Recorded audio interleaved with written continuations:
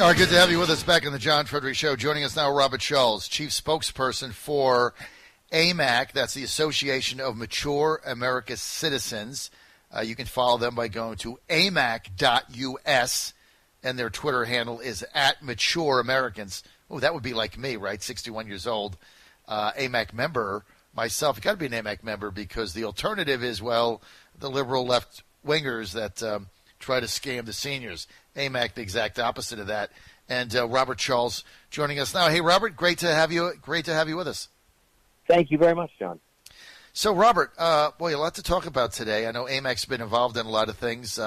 Let's start with, like about a couple of weeks ago, the White House invited AMAC to attend the signing of one of the president's executive orders and putting patients in control of their health care by providing transparency and more choices. Can you give us an update on that? Sure. So let me say you couldn't have created a better segue because Ann Patterson, Ambassador Patterson, succeeded me at the State Department. I was Assistant Secretary of State for INL under Colin Powell, and she was the one who followed me. And I really think hats off to you for having her on. AMAC, yes, AMAC was with the president actually last week, and he signed an executive order that really has multiple effects, but effectively one of several executive orders that he has signed that help seniors. This one helps to create private medical accounts. It also has a number of other provisions in it, and you can look it up online. But he has, as you probably know, he has helped seniors by reducing prescription drug prices and in a number of other ways. The other thing I just want to help you to sort of help your whole listenership to hear is that AMAC, as you said a minute ago, is really a very broad brush organization. They obviously try to help bring more affordable and high quality medical care to seniors, but they do a lot more than that. They really represent, in many ways, the old Reagan Republican. They represent, they're not partisan, but they represent the values of a smaller government, lower taxes, strong defense, and of course, most recently, I think these constitutional principles are coming to the fore in that they have become a voice trying to understand what this impeachment effort is all about, and they're really the Fifth and the 14th Amendment guarantee due process, and the president just wrote a letter over to Nancy Pelosi saying, look, this process isn't going to go forward without due process. That's the kind of thing that AMAC, I think, believes firmly in, and those are values that are held by people like you and me who are well over the age of 50, but at the same time, we're the ones that vote most. You know, Robert Schulz, here's the difference between, in this one realm that you brought up between AMAC and AARP, okay? AARP bills itself as a organization to help seniors get better care, right? They do all these things in a non-transparent way under the table to support Democratic, liberal, left-wing legislation every day. That's all they do, right? And then, of course, they're also in bed with the insurance companies because they have that supplemental insurance where a senior, they pay the difference between what Medicare covers and what their out-of-pocket is. Right, and my mother started on that years ago. She's 91 now. I was paying it. I think it was paying like $90. Now it's like $400. I mean, it's gone up like 5x. But they're non-transparent.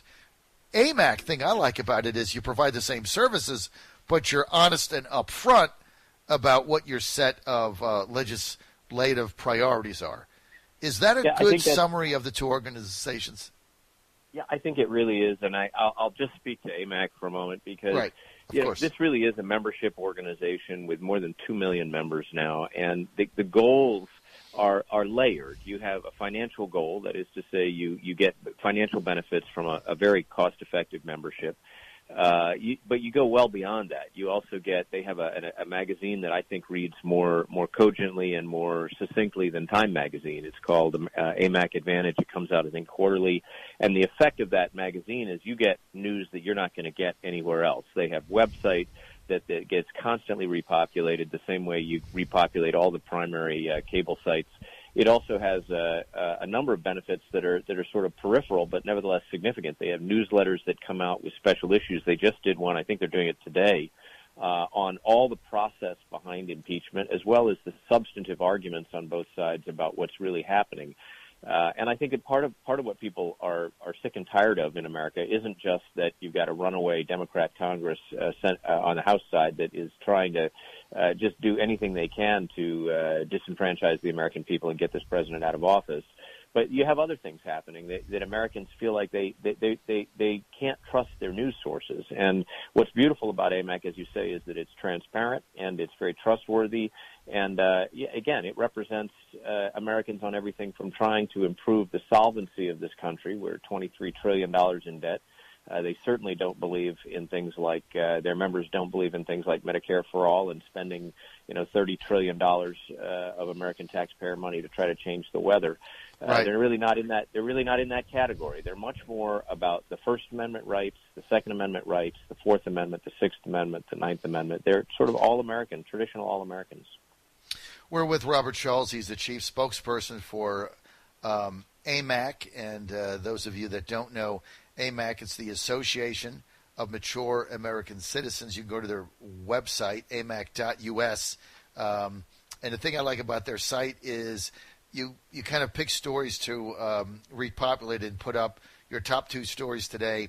Or Ocasio-Cortez says America needs to have a real conversation about abolishing prisons. I mean, these people are nuts. Now they want to do away with prisons. Where are you going to put the criminals? Yeah, it's just incredible.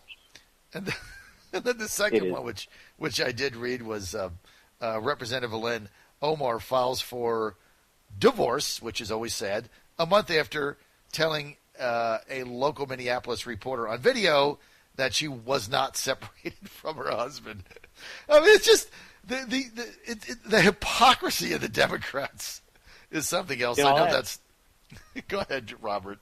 Well, I was just going to add that they really do pick out stories that others don't tend to cover, but they go a step further, and they really are substantive. I think in this modern America, we're easily distracted, and in fact, the media, a lot of the mainstream media, are pushing us to be distracted from main points. And I think, by way of example, 4 of the main points that AMAC, I think, is putting out today on the impeachment process are very important points. The first is that the president sent a letter to the Hill telling them that he expects them to abide by due process if subpoena power and allow subpoena power to be given to the Republicans if he's going to participate in this process. In effect, what he said is, you haven't taken a chamber-wide vote, and because you haven't done that, I am not compelled to respond to your subpoenas. So if you want subpoena response, you have to give that same power as the Constitution encourages to the Republicans. The second thing that they're putting out that they've highlighted is that there is now evidence that in February of this year,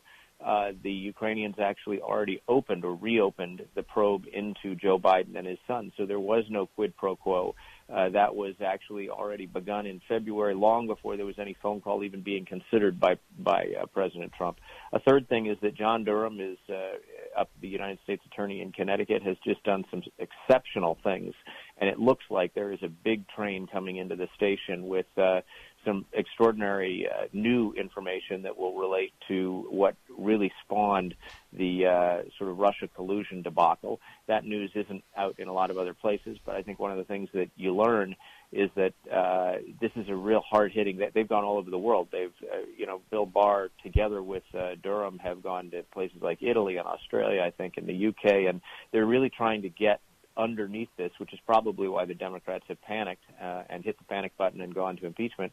And the last thing is that people don't realize that there is a treaty, and I'll just mention this because it's also in some of their material at AMAC, that there is a treaty that was signed with Ukraine in 2000. Actually, it was signed in 99. It was ratified by the Senate in 2000, fully entitling.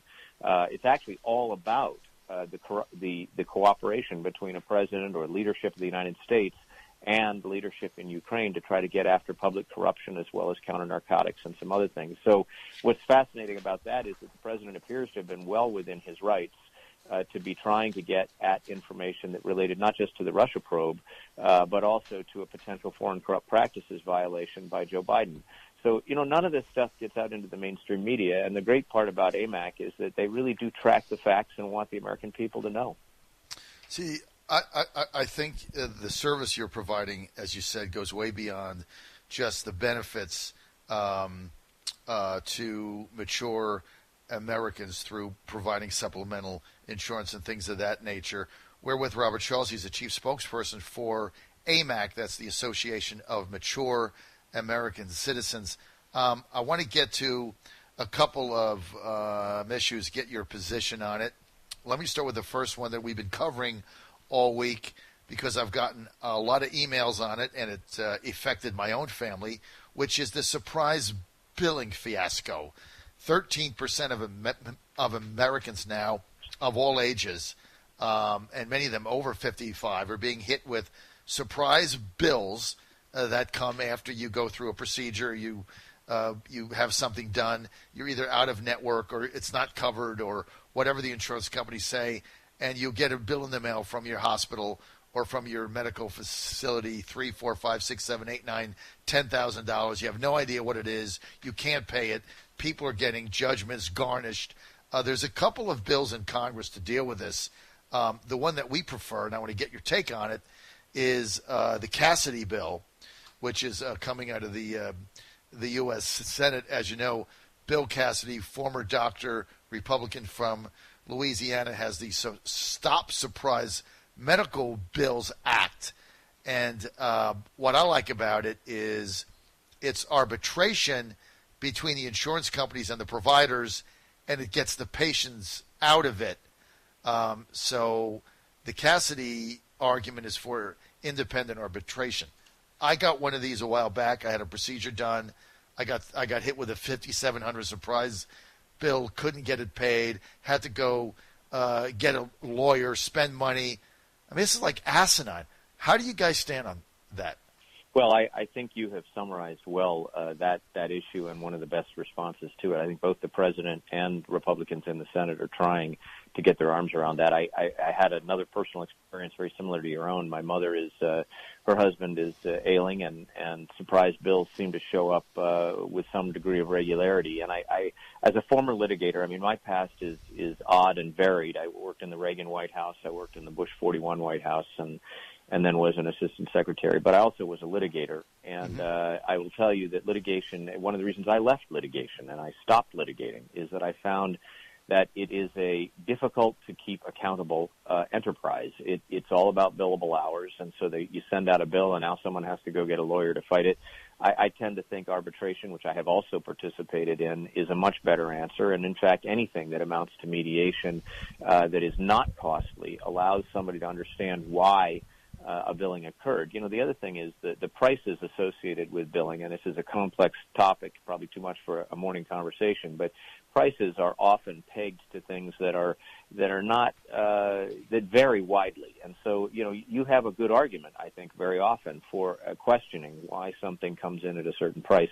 I will say that organizations like AMAC look after older Americans, and that's one of the things that, I mean, they're pegged, their whole MO is that they're really focused on anybody over the age of 50 and concerns that we have. And as we get older, I can speak for myself, you end up with medical things you didn't have before. But at the same time, I think the Cassidy bill is a good statement of the right direction to be going. And the concern, of course, is you can get it out of the Senate because you have Republican control of the Senate if they calendar it. But I thought they're never going to get it out of the House. And I was a committee staff director and counsel for 5 years under Gingrich for the Oversight Committee. And I will tell you that when the Democrats control that chamber, it's very difficult to get things done. And of course, what do you see? You see that in the House, they not only haven't passed a number of bills that the Senate has passed and sent over to them, but they also have not gotten the appropriations bills out in conference. They have not taken up the U.S.-Canada-Mexico treaty. So what happens is there's an opportunity cost. When you throw all of your political capital at trying to bring down a president through different various impeachment sort of debacles, you're paying a cost, and the cost, on top of the cost of those to the American people in distress and distraction, you're not getting your legislative business done. So that's what we're looking at right now, and I think that bill in the Senate is one of many that really ought to be given the light of day over in the House. Well, it's just disturbing. I mean, there is a bipartisan bill in the House. It's kind of a compliment to the Senate. I like the Cassidy bill better, but that is Protecting People from Surprise Medical Bills Act. and that's got a bunch of Republicans and Democrats who have signed off.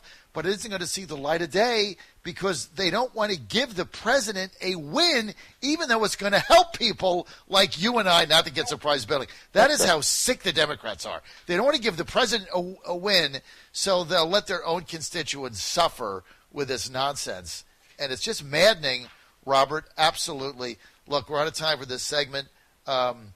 You've got a very, very interesting background. I hadn't realized that.